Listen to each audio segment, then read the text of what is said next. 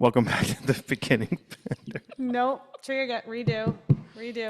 Welcome back to the Growing Band Director podcast. This is episode number 171, Setting Up Your Beginners. This is all about beginning band, and like everything in life, I will send it over to my wife, who's fantastic. How are you?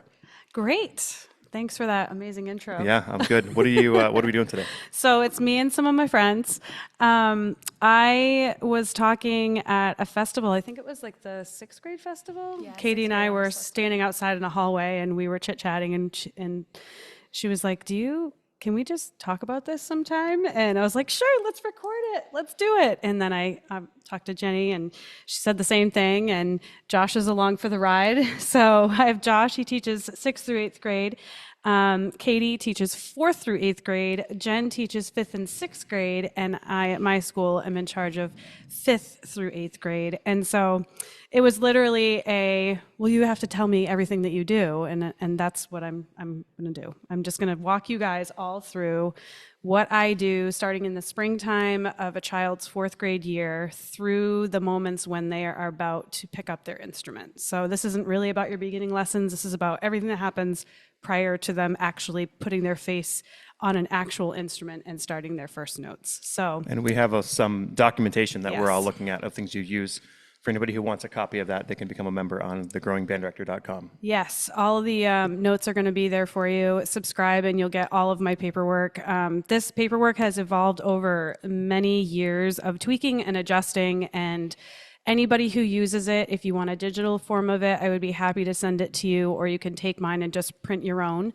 Our timeline for things is very specific to Westbrook. This may not work well in other districts, but you'll get kind of the flow of it, and then you can kind of figure out what may work in your own districts. I know all of the districts represented here, we are 4 different school districts, will probably look different. So depending on how you operate in your district, you may want to tweak and change the timing of all of this. So again, this has evolved over time. I did this differently, even 5 years ago, even pre-COVID. I did it differently than I do now because there are just certain things that have warranted some change. So the first letter that we will include in the show notes is an introduction letter to 4th grade parents. This is when I have met the 4th grade students in their music classes. I'll just do like a quick aside here. In Westbrook, we believe really strongly in a general music program that is going to support the whole child, whether they are going to continue with band, chorus, or none of the above. And so we focus solely on creating students who are going to be tuneful, beatful, and artful. Everything in our general music class revolves around this. So we work every class on their steady beat, every class on their ability to be music creators, and every single day on their singing voice. So What does that phrase come from? that is from John Fire-Aubin's conversational solfege method. We believe really strongly in how he sets kids up as humans. So this flows very nicely into kids who want to play in band or sing in chorus because they're spending so much time on those fundamentals, on being able to keep beat and being able to sing. And let me tell you, even though they do it every single class, they're still not there by the time they get to 5th grade. We still work on those in 5th grade, 6th grade, 7th grade, 8th grade, high school. Yep. Yes.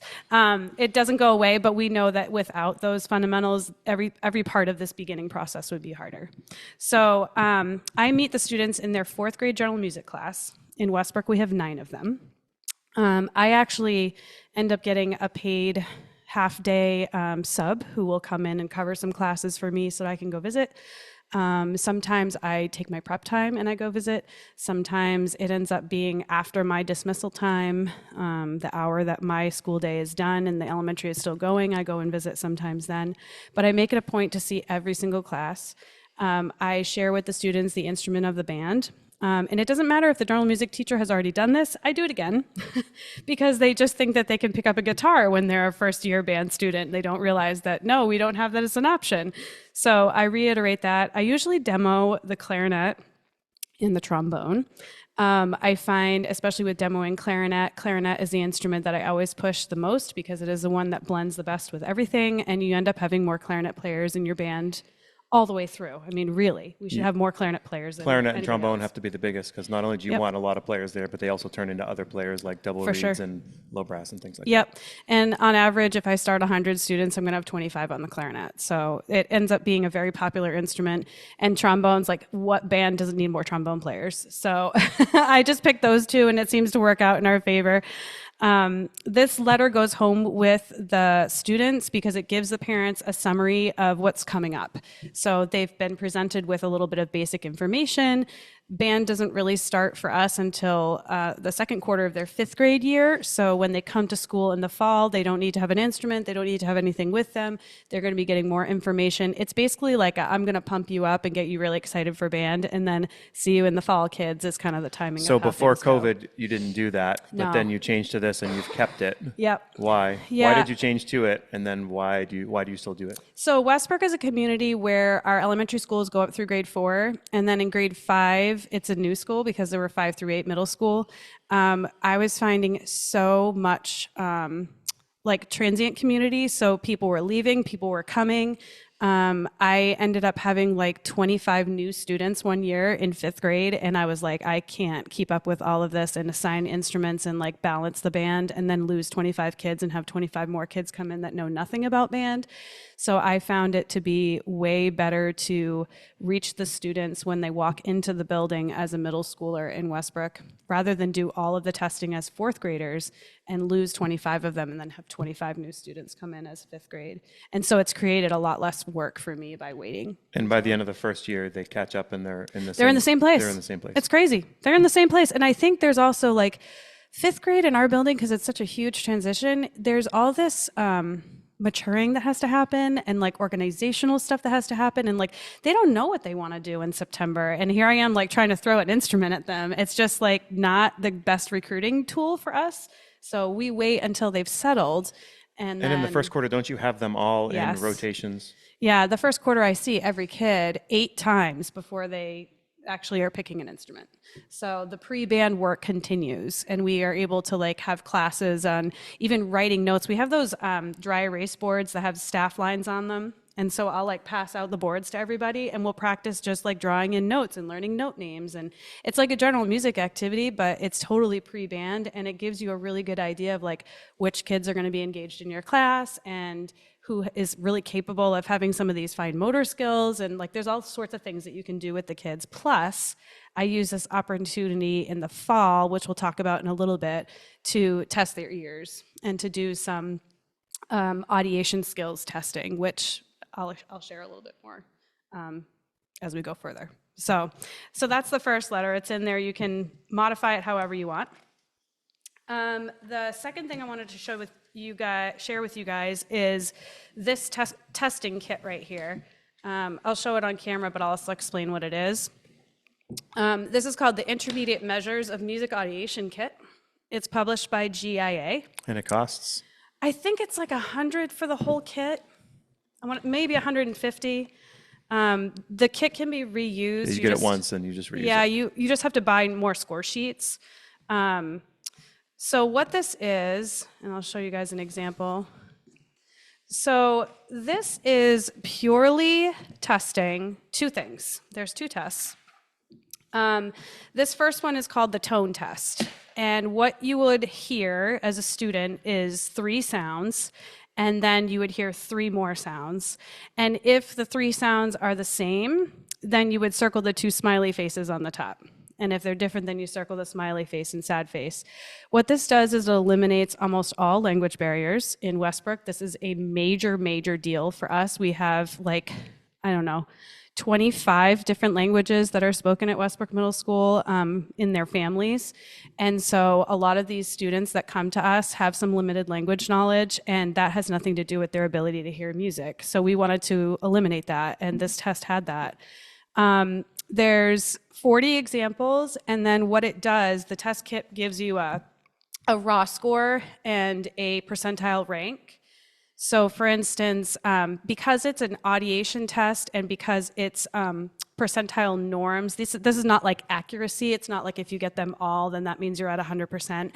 They're comparing these students with all students. So for instance, if you got 2 wrong on this test, you would be in the 85th percentile for all fifth graders. So you're basically looking at that. And you take that number and you'd write it down on a spreadsheet that I gave you guys with a roster of students, where it says tonal. So this spreadsheet will be in the show notes too. So where it says tonal, you would put 85% for that kid. And then the rhythm test is different. Oh, these are old names, aren't they? They're very old names. Okay, sorry. They're really, I picked an old one, yeah. The rhythm test would be just rhythm only, and they are weird, like crazy rhythms that us as musicians would not be able to decode at all. It's like there's like a 12/8 measure that has like 16th notes and ties and dots. And then there's like another one next to it that's like just as bad, but it's like a 5/8 measure. Like they're not readable, like easily readable rhythms for us. So what that means for the kid is that it's very raw. Like there is nothing that you could really prepare for ahead of time as a child. This is like what they are hearing raw. What's going on in their brain is this rhythm the exact same thing as this rhythm, or is it different? And it goes through like long and short notes, or rhythms. It goes through like really crazy fast rhythms, and then really crazy fast rhythms, and then a long one. And it basically, like I said, it's very raw. When you listen to it, like I have a couple teachers that I work with, and we listen to it every year, and we try to like analyze it, and it's like useless. Like don't try to analyze this kind of test. It's crazy. But it's the same idea with the percentile norms. They'll get however many wrong they get, and then if they get 4 wrong, for instance, this would put them in the 80th percentile for rhythm, and then you would put that on the score sheet. Now, why that is meaningful in this world of beginning band is that there are certain instruments that we know hearing tone well is really important. Hearing rhythm well is really important to be a beginner on this instrument, such as the trumpet. You know that you're dealing with partials. You know that you're dealing with also the face. So there's a lot of things that have to line up for a kid to be a good match for the trumpet. So what I have done over time, and you would have to experiment with this in your district, is you would have to see like, okay, I think my top scores are probably like the 95th percentile to the 85th percentile, maybe 75 in tone. And then in rhythm, maybe it's also 95, 90, 85, something like that. Your top tone and your top rhythm scores, believe it or not, everybody, are going to go to the percussionists. They're the ones in the back of the band. They have to hear everybody. They have to pay attention to everybody's part. They have to play along with everybody's part. So you're going to give your highest scores in both categories to your percussionists. For us in Westbrook, that ends up being about like 65 for tone, and 80 for rhythm. And those are the kids who I recommend percussion to. So it starts with that. Then you go from there, and everything else, almost every other instrument is going to be dependent not only on just this test, but also on mouthpiece testing. So the next part of your score sheet here with the students' names on it is going to say high, low, and then yes, no. The high-low is the high mouthpiece would be a trumpet mouthpiece. You're going to teach students in small groups to play on the trumpet mouthpiece. The way that I do this, I happen to work with a co-teacher, so I have one teacher who will do like an instrument demo one day, or they'll do a video or something like that to guide the students through class, and I'll pull students out 3 at a time, and they'll try the trumpet mouthpiece. And I'll teach them how the note that we're going for basically is a concert D, but you want to get like a good clear buzz sound both without the mouthpiece and with the mouthpiece for a beginning trumpet player. And if they nail it, then I usually put the letter E for excellent next to their name. If they're pretty good at it, then I'll put a V for very good. I'll do a G for good. They're getting a buzz, you know, you have potential, you can see potential in them. And then I'll put a P for problematic. This is just in case somebody sees my score sheet and they're like, I didn't get an A on the trumpet, you know, like I didn't get a B, I failed at the trumpet. You know, you want to know if a kid's really going to struggle on the trumpet in the beginning. You're also going to want to know if they're going to excel on the trumpet in the beginning. So we do that with trumpet for everybody. The same group of kids, the same 3 that I have, will then switch to trying a trombone mouthpiece. And I know this probably won't surprise you all, but it's way easier to play on the trombone mouthpiece, way easier. So sometimes if a kid's real frustrated with the trumpet mouthpiece, then they pick up the trombone mouthpiece, they're like, whoa, this is so much easier. Great, you just got your next trombone player. Very good. You need more of them anyway. We also start on euphonium and we start on tuba in Westbrook. So we can be thinking about that. Kids with really high tonal scores and really high rhythm scores and can play in a low brass mouthpiece make amazing tuba players. And having a strong tuba player in your 5th grade band is a game changer. And then the third mouthpiece you'll have them try is the flute mouthpiece. We know the flute embouchure is challenging, even for those of us who've been playing a long time. If you're not a flute player, and maybe you remember your college classes, I know some of you guys are probably thinking, yeah, I nailed flute the first day, it was perfect. And then some of you are like, nope, actually, I stunk at the flute, and I had to practice it over and over and over again, and I still stunk at it. This is how I feel about the trumpet. Sorry, Kyle. I know we're not all perfect, right? Was that going to be your next statement? No. Oh, no. Okay. All right, fine. But you are perfect. Thank you. Let's pause for some questions. Sure. Yeah, I just wanted to finish flute, and then I'll pause. With flute, I find flute to be very black and white when it comes to a kid who is going to be successful or who might not be successful, because with flute, you're going to help the student find where they're going to make a sound on the tone hole. And if they really, like, their embouchure is not forming at all, and you can just see them like really struggling with it, that's how it's gonna be for them. Add the flute, the rest of it together, and like, oh my gosh, it's hard when you can make a sound on the head joint, never mind when you're already struggling with the head joint. So it's a yes, no in that situation. So yes, let's pause for questions. Yeah, I just wanted to see what anybody had for questions. And they if you have any, or I'll keep going. Silence from the crowd. No, I could keep going. You'll probably think of something and then just write it down. I've got a question. Okay, Jen's got one. Oh, All right. no. I'm just wondering how long does this whole process take for you and your students? Because I'm thinking I have around 200-ish 5th graders. Same. Like, how long does this whole process of the auditory testing and the mouthpiece testing, how long does that take you? So I don't overtest the students. So what I usually do is one of these tone tests is 12 minutes. The rhythm test is also 12 minutes. I don't do that in the same class. So that would be 2 separate classes. I do the tone test for 12 minutes, and then I'll start pulling students, and that's about half of a class of 25-ish who I would be able to get to. And then the rhythm test happens, and then I do the other half of the class. So one class would take 2 class periods to be completely done. And I see every class 8 times in the first quarter. So it makes it doable to like talk about the extra paperwork and all the other stuff. There's plenty of time to do that. I think you could probably get it all done in those 2 class periods with a class, and then maybe have 1 or 2 more classes, and then you'd probably be ready to go. So cool. Yeah. I know you're probably going to get to what do you do when a kid wants to play an instrument, but they're that's bad. Coming. They're bad at the thing. Okay. That's coming, because we all have this. Yes, that's definitely a big. It's a question from parents too, so I definitely cover it. All right, so now you've got your spreadsheet filled out with your aptitude scores. You know kids who have a high tonal score and a high rhythm score, and then you've got this high-low ranking for their mouthpieces, and then flute, yes or no.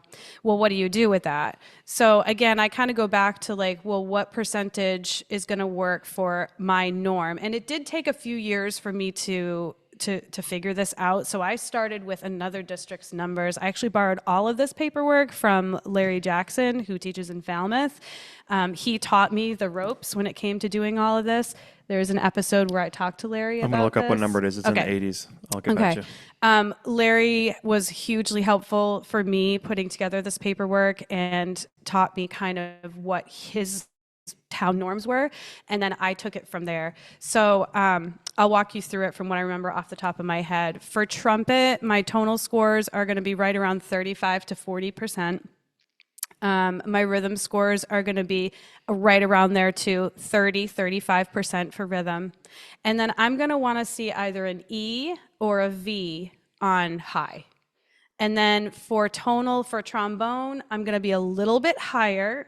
Partials are a little bit harder to get for the trombone. So I would go up to 40% for tonal. And then rhythm, I can go a little bit lower. The rhythmic expectations in the beginning for trombone are going to start the same, but then we know in the parts it's going to be a little bit less of an expectation. They're going to be playing more whole notes as a beginner. Number 83. Okay, episode 83. 83, beginning band with Larry Jackson. I would go to 25% for rhythm, and then the low mouthpiece rating would be again an E or a V. So these are kids who could get that concert D pretty easily. They're gonna start out very successfully if they have those kinds of scores. I will also point out 103 with Lori Zentz was amazing too. Okay. That was all beginning band too. So 103. I love Lori. That's awesome. Now for your woodwind players, hold onto your hats, everybody. But tonal score is almost not needed. Sorry, Josh. I've taken zeros And on, and Krystle. And Krystle. Sheesh. I've taken zeros on tonal scores, and it's gone very well for these kids because they have so much guidance from their fingers.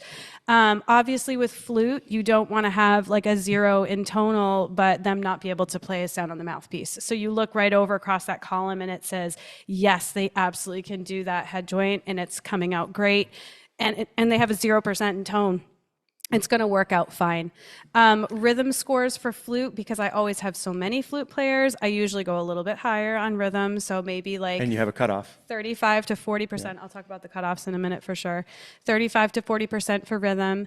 For clarinet, I've taken any tonal, any rhythm score for clarinet, any tonal and any rhythm score for saxophone. So it's, the flute thing kind of showed up because I found that I didn't need to make any restrictions and in terms of tone, but I should make a few in terms of rhythm for that. I have started horn players in the past. I also before. want to say, oh, okay, go ahead. so many people have questions about how do I do this with my flute players? They can't seem to get this higher thing. How do I get my trumpets to get to the next partial? You have so many less of these issues when you actually have the kids on the right instruments the majority of the time. I also don't have students who switch instruments. They don't switch. But I play the drums? And you say they don't.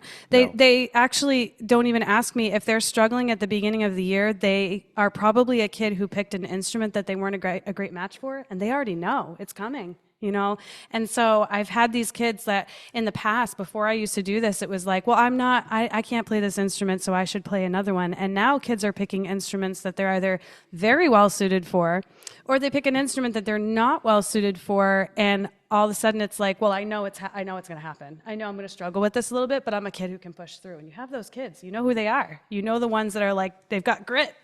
And their parents probably know that about them too. So the next piece of information that I deliver to them is their instrument suitability results. So in the packet, there are a few pages that go together. This Westbrook Music Department letter would be the first page to the parent packet. This is a 2-sided page. Then the second page would be your instrument suitability sheet, which would give you a list of the best matches for your child, and then the ones that they would find particularly difficult. That's how we word that one. And then the third one is going to be their registration form, which says registration information on the top. So page 1, I'm going to just briefly cover. This is basically a letter to the parents talking about our schedule, when we're going to see students in band, what those suitability results mean. It talks about the fact that band is hard work, that they will be expected to practice, that they're not going to get homework because their practicing is their homework, so they shouldn't expect sheets of paper to come home or anything like that, but they are going to be asked to practice, and they are going to be asked to fill out a practice sheet. They also should consider the needs of the band. This is not just like a private lesson experience. They're playing with lots of other students. So I do put a hierarchy of instruments that we need the most of. So A is clarinet, B is trombone, C is trumpet, D is flute, E is baritone horn, F is saxophone, G is percussion. Less common but needed, oboe, French horn, bassoon, tuba. And I have started students on all of those instruments. The second page is basically just like a brief overview of if there's expenses that they need to consider. And then I also put something in there about any family who has financial need, that they're going to be able to indicate that on their registration form. And we have a lot of this in Westbrook. We have 100 students this year in our beginning band. 45 of them are playing on a school instrument. So I could spend a whole nother episode talking about getting school instruments for your program, but we don't have to turn anybody away. One of the best things you can do is just put an all call out every year to the entire community. Who's got an instrument they want to donate, we'll give you a tax write-off, you can get dozens of horns that way. Yep, and we also asked for included in our school budget, because we do have a lot of students with financial need, that the financial need piece in the music department is a repair budget, because these donated instruments will come in and they'll need repair. And now we have them and we have the repair budget for it. And that was easily passed by the school committee because they wanted to see kids be able to play and not have a cost. So the next form is most interesting to the students and the parents, because this is the instrument suitability results form. So after you go over your score sheet and you match kids up with an instrument, you would put the best instrument choices for the child in the top category, and then the instruments that they would find particularly difficult. And then the most common question is, what if my child plays an instrument to which he or she is not well suited? The answer is, you may choose any instrument that you want, but you should consider the following. And then it goes through for the parents about how much time and energy does your child want to spend on this? Are they a hard worker? Are they somebody who likes a challenge? Are they a student who works through things that are very difficult for them? Or would they rather have success immediately and get a little bit of instant gratification? That will probably change how they decide to choose their instrument. And the family ends up having conversations about this. I hear about it kind of after the fact, but I do watch the signups as they come in. And on the registration page, which is the next page in the packet, students will choose 2 instruments. They have a top choice and a second choice. I tell the students about this ahead of time. And then I limit that. I don't take more than 12 flute players every year, because I know I'm going to have about 100. And if I take more than 12, I'm going to be in a situation where I have too many flute players. I never limit the number of clarinet players ever. And somehow I always end up between 22 and 25, like every year. I do have to limit saxophone players a lot, because saxophone is a very popular instrument. So I usually go with 15 saxophone players. And I watch the numbers as they come in. I never have to limit trumpet, ever. I never have to limit trombone. I limit percussion to around 10 is usually my cutoff. That's a great number for 100. It's worked out every year for me to have that number in 5th grade. And everything else kind of works itself out from there. And kids will hear from me, hey, it's day 3 of signups. Just so you know, we have 12 saxophones signed up. And they know if they really want to be a saxophone player, the sign up is coming up to me like the next day. And usually everybody in the band gets their first or second choice. I rarely have a kid who has to come up with another instrument that they didn't get first or second choice. So. Well, and when you start off band as a balanced ensemble, Yeah. it changed so much about the entire experience. It changes everything. I mean, we've all had I had a band of 45 once, and there was 17 flute players at the high school level. That's hard when you're dealt that hand. That's hard. So that was before we did all this, by the way. Yes. So when you can make that all happen, Yeah. it fixes a lot of issues ahead of time. It does. It fixes things like, I rarely have trumpet players who don't have a super solid A coming into their 4th month. They're able to change from E to A within their 4th month of playing. Before I did this, I would have to go through a year for some kids before they would be able to reach that A. And that was impossible for them because they just weren't well matched for the mouthpiece. Same with trombone. I just feel like flute too. I mean, I just have seen it so many times. I had a kid this year. This was a great story. Not well matched for the flute, a very, very hard worker. She was the last kid in the class to be able to make a sound. Everybody's playing on their head joints, could do it just fine, no issues. And it was like the 3rd week of band, and she still couldn't make a sound. And I emailed home, and I just said, hey, I just want to give you a heads up. She's working so hard. I know she's going to get this. And the mom replied back to me, and she was like, she knew she was picking an instrument that was hard for her, and she knows she's going to get it at some point, and she's my best player right now. So it's like, and the best- she's the and type the of best kid. player- She's that type of kid. The best player in our high school right now on flute Not matched for was flute the same either. kid. Yep. Same type of kid. She was not a match for flute, but oh my gosh, that girl has grit. And she worked through it, and she's now our strongest player. So it's worth its weight in gold. Do you It ever really say is. anything to them about, one thing I thought was big for me growing up was I had a chair and a music stand and a place. I know my chair actually had my name on it, like a Yeah. little decal, but I had a place to practice. Yep. Do you ever discuss that with the parents, that if they have a place to practice, they're obviously much more likely to do that rather than sitting on their bed or using the dining room table or whatever? Yeah, one thing that we do, and Jen's been part of this many times, is when the students come to pick up their instrument, we set up a one-on-one lesson with an adult. And it's not always me because I'm running around like crazy, but I hire other people to come in and teach the student their first lesson to give them the very best start with their setup, with their sound. It's, again, like a huge game changer to have it right the first time and to watch the parents, watch the adult teach their child. And those conversations sometimes happen then, or it will happen when I talk to the parents when they come to pick up their instrument, and we do like a quick check-in at the table, and we talk about like, well, where's their practice place going to be? Is that going to be in your living room? Are you going to hear these amazing, beautiful beginning sounds? Or are you going to have them play in the basement because they're going to be these amazing beginning sounds that you're going to hear? But usually that's when we have that conversation. Because it is definitely something. A lot of kids do practice at school too. They want to practice with their friends. I open recess time. I tell the students, I'm like, I know you're not going to believe this, but some of you guys are actually going to give up your recess time to come and practice. Isn't that crazy? And they're like, oh yeah, I would do that. I'd totally come down to the band room and practice during recess. I'm like, you guys are nuts. You're totally nuts. I can't believe you would do that. But they do. They absolutely do. What questions do you guys have? I have another question. All right, go for it. So jumping back to the mouthpiece testing, do you use the actual mouthpieces or do you use like the tester kits that they have? I tried and what's those your experience tester with kits. that? Okay, I'll tell you. I thought the testing kits were brilliant during COVID because you could get so many of them and they were affordable.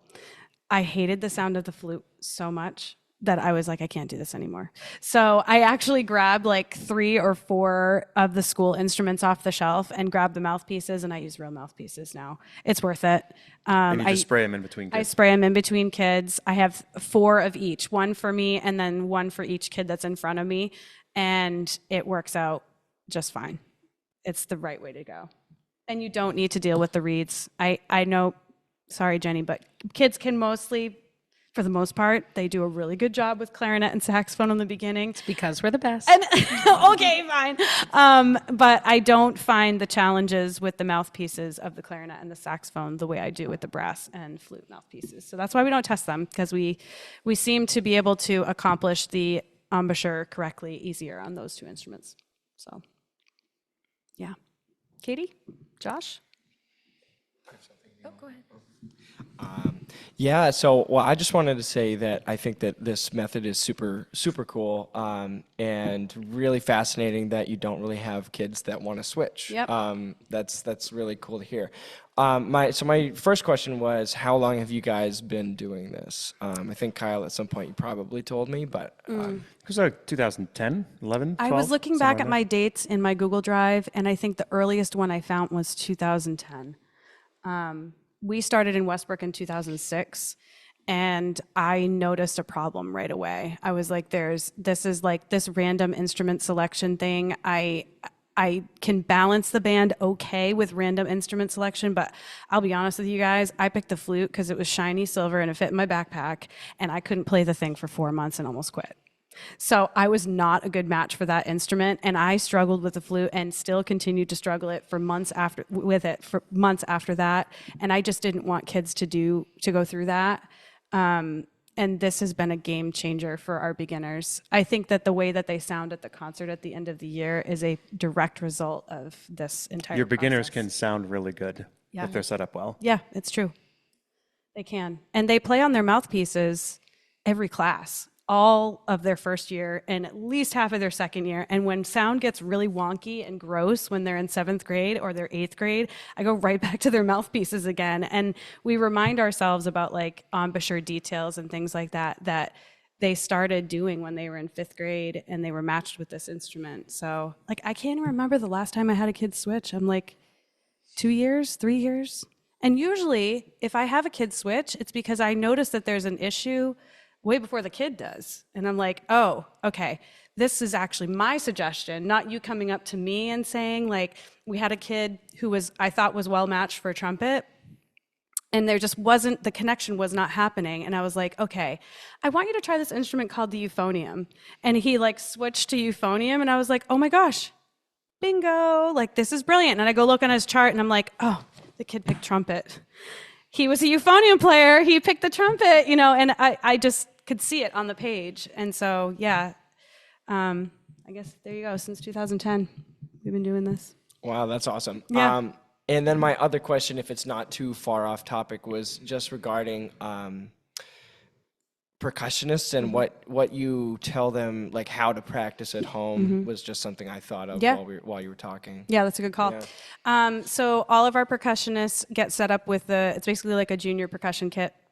It comes with either a snare drum or a drum pad, and then it also has a small bell kit. All of the work that we do with the students at the beginning of the year, I want to say 4 months. So November, December, January, February, all mallets. In all of your beginner books, for the most part, they're going to be teaching them rhythmic content that's going to match what the band is working on. And then you're going to want to supplement with things that you know are coming up on snare drum. So I do like a rhythm drills page. They're playing mallets. We're doing whole notes, half notes, quarter notes almost immediately, because they're going to otherwise keep those poor kids on whole notes for like 3 pages, and it's painful. Your method books aren't going to get them rhythmically advanced as quick as you want. So I keep them off drums for 4 months. I supplement rhythms for them on mallets. They're reading melodies with their peers, which is what you really want, like right away. The expectation is that they're going to do everything. I tell students who sign up for percussion, like, you're not going to be playing a drum for a while. This is because we want to make sure that you can read songs and melodies with your friends. And we do a whole band karate system, which if you guys have questions about that, I can definitely get into that too. But the band karate belts are all songs from their book and not just rhythms. So they're very motivated to stay on mallets for a while, and they have the kits at home to do that. So we have kits that have been donated for kids who can't afford to rent one on their own. We recommend that some students buy secondhand kits, because there's always something on Facebook Marketplace that will work for the brand guidelines that we give them, or they can borrow it from the school. So that's how they practice at home. Yep. So do you guys have practice expectations for them? Do you like kind of show them how to practice at the beginning of the year? Yep, we do. I use the same exact practice chart that Kyle uses at the high school. We just modify the minutes depending on what grade they're in. So for my beginners, the parents kind of laugh about this, but I tell my beginners they need to practice for 30 minutes a week. And not once this year have I gotten an excuse about how they don't have time to practice. They must document every week that they get 30 minutes of practice. It can be 2 15s, it can be 3 10s, it can be 1 30-minute session. I don't have beginners typically The that best practice. one is probably 6 5s, right? Like every day. Yep. The beginning is like never an issue. So it's usually like 2 months in. We check them every week. We initial them. The parents initial them. If parents aren't initialing them, I'll usually just check in and be like, hey, are you seeing your kid practice at home? And they're usually like, yes, we just didn't have time to initial it. Some kids, like I said, come down during recess time to practice. But kids progress even with 30 minutes a week, and it's very achievable. And then the kids who are going for these band karate belts, they're like in the hundreds of minutes a week. Like they practice way more than I expect. And that's reflected in their So I've heard a lot of people talk about this. I do believe in the practice minutes. I know people say, well, the kids will lie about it all the time. And like, you have no idea that they're actually practicing, which is absolutely It's true. absolutely true. But the same thing, like, okay, so their lack of character about lying something, that doesn't change my expectation that you should be practicing. Exactly. So if the idea is you should be practicing, and for me, I even have my non-honors kids at 30 minutes. Like, I want no reason, because in high school, of course, they can drop any time and they're gone from your band. So, Yep. and I have some kids who don't turn them in. Yep. like at all. Like this kid does not practice at all. Do I like that? No. The kid still ends up with a B in band. Because when I was younger, be like, all right, well, it's this much of your credit, and they'd be like failing. It's like, well, either I practice and I don't want to practice, or I can play in band and get a B, or I'm going to quit band. Yep. So it's not a great solution, but at least they know it's an expectation. Yep. It's an expectation, and for our young students, we do talk about it every single week. And to your point, like teaching kids how to practice, on the chart at the bottom, there is kind of a lineup of what to do when you sit down to practice. It's what you can do first. Take your mouthpiece out. Play a few things on your mouthpiece. If we're working on a song, play the song on your mouthpiece. If we're working on a rhythm, play this rhythm on your mouthpiece. You start with your mouthpiece. Then go to songs that we're working on in class. And it'll say right there, play songs we're working on in class. And then the third one is, want a challenge? Work on your band karate belt challenge, the next one that you have coming up. That is going to be somewhere between 15 and 20 minutes for every kid, no matter what.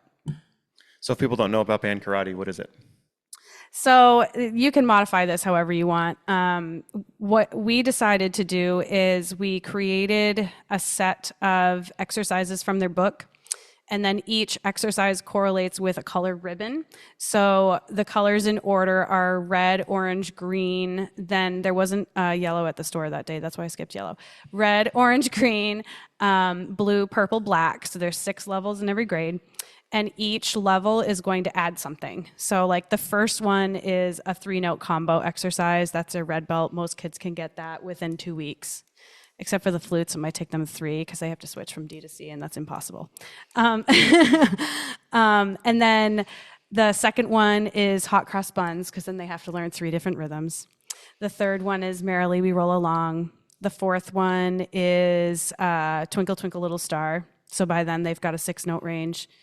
The fifth one is Polly Wolly Doodles, so they have to learn low concert A. And then the sixth one, which is their black belt, they have to be able to read moving 8th notes. So by that point, you're like, if you got a 5th grader who can play moving 8th notes, like, whoa, and they are all striving for the black belt all year long. And I acknowledge it at every single concert. They stand up when they have their belts. Like, it's like a really big deal. Kids play their belt challenges at the end of every class if they want to, or they can come in during recess if they want to.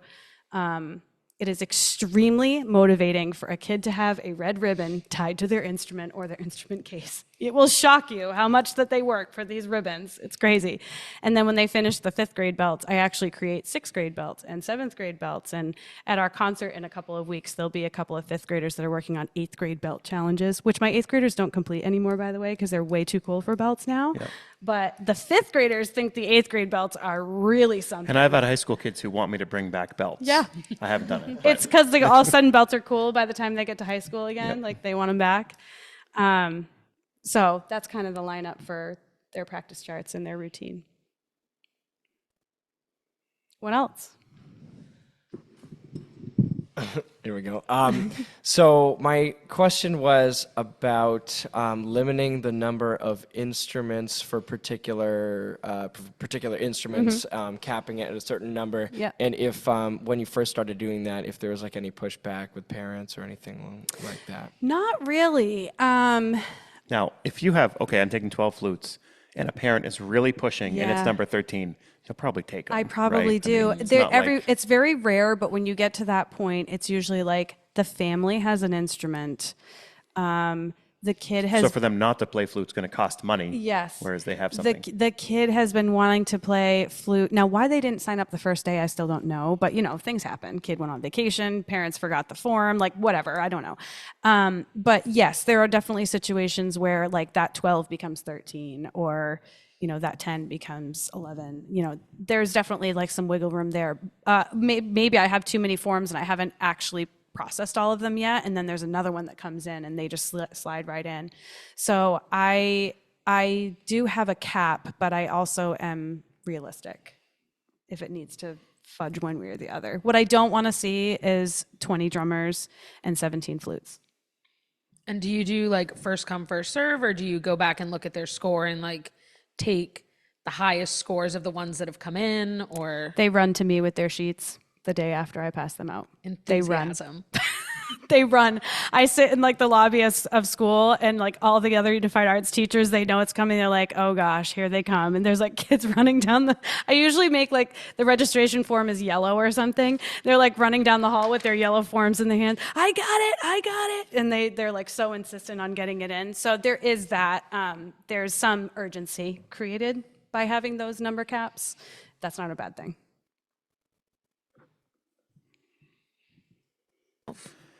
Okay, next question, Jenny.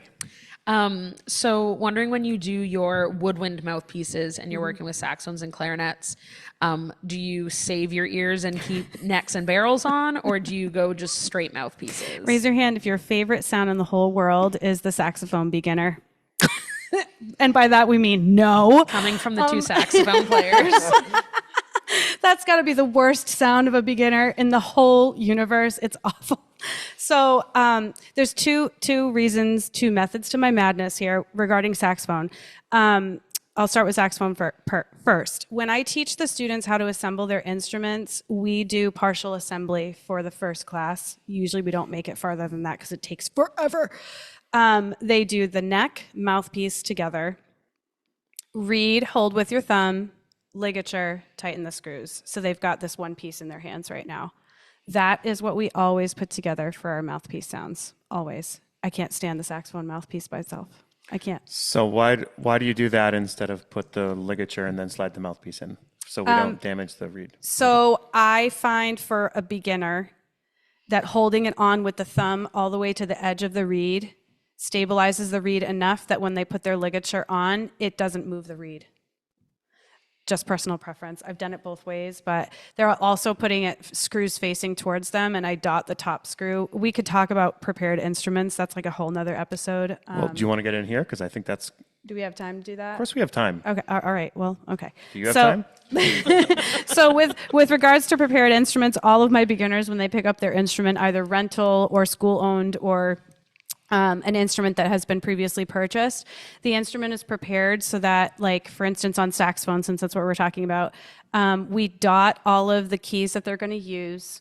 We put a red marker dot on the top ligature screw, and this will help them with their first beginning fingerings, and it will also help them with their mouthpiece assembly. So that top screw that they're now staring at, we can say, look at the red dot on the screw. That's the one that goes on the top, so they don't put their ligature on upside down. So they'll slide it on, tighten it. And then, yeah, I mean, I think that allows the player, you're going to hear right away when their embouchure isn't right because it's going to squawk horrible. It's not going to make any sound. There's going to be one like issue with that one piece. And when they do get it right, they do sound like a bunch of ducks, but it's like a slightly tolerable group of geese instead of like squawking and squeaking and like painfulness. And for preparing all the other instruments, you basically mark either what key they need to use, Yep. and you mark where they're contacting the instrument. So like Yeah. where their hands go, that's where you mark it. Yeah, so for clarinet, we white dot all of the back of the clarinet all the way down. So they line up their white dots from the mouthpiece all the way down to the bell. This prevents the clarinet from being spun around to not line up correctly too. Ligature screw gets dotted at the top. But for flute, this is huge. Oh my gosh. If you guys are teaching beginning flute, I will tell you as a flute player that this is like worth its weight in gold. Put a painter's tape on where their index finger is going to hit the flute. On the left hand. On the left hand. Yep. Then put a painter's tape where their thumb on their right hand is going to touch. Do that and tell the students every time they pick up their flute that it has to touch their index finger and their thumb, because when they switch from D to C, their instinct is to take their entire hand off the flute, and then they can't actually balance it without using their left thumb, and that's going to cause bad habits like disaster. I also dot with a Sharpie all of the keys that they're going to use on flute. So those, and I usually put a black Sharpie so that they line up their tone hole with their first finger key correctly.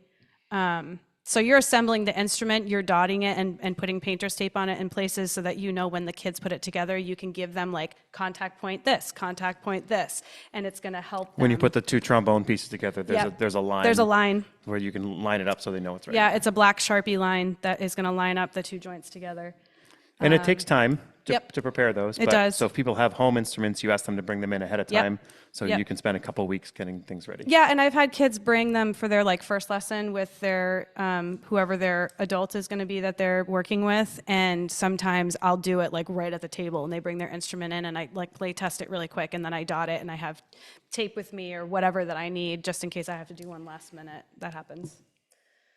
So Great, and we want to hit on scheduling, yes, talking about whether you have homogeneous scheduling or heterogeneous scheduling, or yep, I've done it both ways. obviously when they're like instruments, that's ideal. Yep. We have been doing like instrument sectionals now in 5th grade for probably about 8 years, maybe. But only because you have worked out the schedule, so there's 3 teachers there with you. Yep. I have 2 other teachers with me now for 5th grade specifically because they wanted to have half of my band down at one time. And I was like, you do understand that's going to be 50 kids down in my room. And so they're like, oh, you can't have 50 kids all by yourself. And I'm sure you have done this before, Jenny. Yep. Often. So- Today. So I said that. I was like, you do know it's 50 kids. And they're like, okay, yes. All right. What do you need? And finally, somebody listened to me. Well, because you can say, I'll take the 50 kids, however I need. Yep. So that's how it happened. So I have flute, clarinet, and saxophone on 2 of the days during the week. And then I have trumpet, all the low brass, and percussion on the other day. And it does make it kind of a mess on that day because I teach percussion in the hallway, and then my 2 other co-teachers are in the band and chorus room for those other 2 classes. But honestly, teaching percussion in the hallway is better than teaching percussion with the trumpet players or something like that because they have so many different needs. I did it before. I have done it before. I have taught 50 students at once for beginning band, and it's not my favorite, but you do what you got to do. You got to pick a method book that's going to work in that situation, though, I will say. I loved Standard of Excellence for the longest time. It was like my favorite go-to method book. And then things changed with my group of students, and I found myself supplementing a lot of exercises. So I was writing when they introduced concert E flat because that exercise in that book, it was just going too fast and everybody was getting frustrated, and I was totally like halting all progress when it hit that part of the book. So I wrote out supplemental exercises, and then I found a method book that had what I wrote out. So I was like, I'm just gonna get that one. So we use Sound Innovations in Westbrook, but I don't think there's like the best method book in the planet and then like the worst one on the, like, you have to find out what's going to work best for your program and just like go with it. But most method books are going to need some sort of supplementation.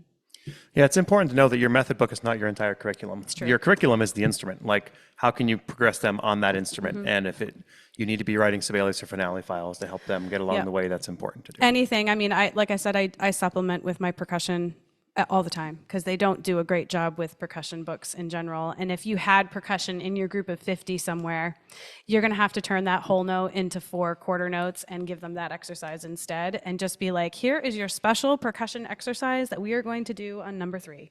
And you'll write it out for them just so that they're actually doing something besides ding and then having to wait and like pick their nose and stuff. So because that's going to happen. You never want percussionist bored. Yeah. So those with mixed groups, my recommendation really is to find a great method book.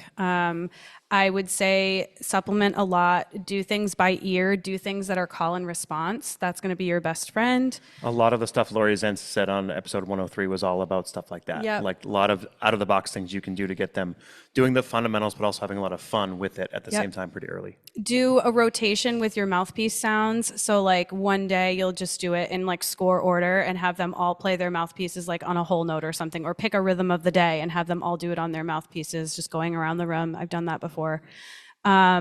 Once they know a few notes, tons of call and response for sure. Once they know 2 notes, doing things that are echo me back and forth with those 2 notes. I mean, it's shocking to me because we think it should be so easy, but kids don't always hear when it goes down 1 note. So like you can spend so much time on just doing ear training with them, and they don't know it's ear training, but you do. And getting them to hear those changes is worth its weight in gold. And you've got all of the instruments in front of you who are doing it. Don't be afraid to write out note names on the board when they're really young. because there's so much happening in their minds with, I've got to hold my instrument right. I have to have the right posture. I have to do the right embouchure. Then you're asking them to read something off of a 5-line staff. Like, whoa, like do not hesitate to write out note names for a little bit on the board. Don't put it on the staff. Don't label a note. If it's a note, like leave it alone, but don't be afraid to write out a few note names on the board. Well, I'll say Christine Wolf, I was meeting with her, I forgot what episode it was, and she is all about, I've told you about this, she has double-sided paper. She'll have exercises on one side, and there's a note or fingering or color-coded for every single one. Yep. And then on the other side is the real deal. So, in certain grades or they have the ability to read that, but when they're ready, she'll move them. And then eventually, of course, they don't have that. But Yep. the kid who needs it, because there is something, I have, sometimes kids in percussionists or playing mallets, and they've had you for 4 years, but they still it's want to write true. in the note names. So I'll say okay, well, you get 2 copies. So on this copy, go ahead and write everything in for a while. Yep. And then they don't want to have to do that, but what if you said, here's a theory sheet, I want you to name every note. Is that a good exercise? Of course it's a great exercise. Yeah. So I say yes to that. Yeah. But of course we don't want to always do that. Right. When I was younger, I'd say, no, absolutely never, you need to know them. Yeah, Right. but that doesn't help me right now. Yeah, and I never used to teach stuff by rote as much until I learned John Feyerabend's method for how music literacy works. And it works the same way that a child learns how to speak a language. It's the exact same thing. Step 1 is they start mimicking you. That's rote. And that takes years. And it takes years. And when your 14-month-old child is starting to make sounds and mimic you and have their first words and then start talking, and then we throw an instrument in their hands and they're like, and here's a D. And we don't do anything else ahead of time. We've just skipped 11 steps here. So I think that we have to always keep that in mind too with our beginners. Sound before sight. Yeah. And developing the ears, we all know this. It's constant. It's forever. It's from the moment that you have an experience with music, and then you're still trying to develop your ear and make it better. Even we're 20 years in, we're still trying to make our ears better at hearing music. So, Well, thanks everybody. yeah. Thank you. Thank you. We sincerely appreciate you taking your valuable time and listening to the Growing Band Director podcast. Your students are very lucky to have a band director like you. If you have any suggestions for episode topics or think you have an area of expertise to share on a show with us, please reach out. If you enjoyed this episode, don't forget to subscribe. And if you want to help spread the word, please give us a 5-star review and tell your band director friends to subscribe as well. We're available on Apple Podcasts, Spotify, our YouTube channel, and wherever you listen to podcasts. Thanks for listening to The Growing Band Director. See you next week.